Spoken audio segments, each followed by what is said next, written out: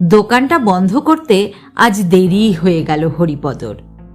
আজ অমাবস্যার রাত, গ্রামের রাস্তায় হাঁটাই মুশকিল। তাই ভেবেছিল আজ তাড়াতাড়ি দোকান বন্ধ করে বাড়ি ফিরবে।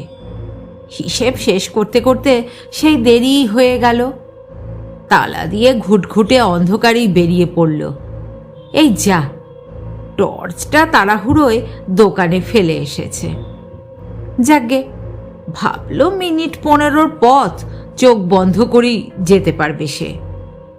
পথে একটা কালী মন্দির পড়ে। তার কাছে এসেই পা দ্রুততর হলো হরিপদর। অন্ধকারও হয়েছে বটে আজ, আর এদিকটা তো একেবারে নিকষ কালো, ভাবল সে।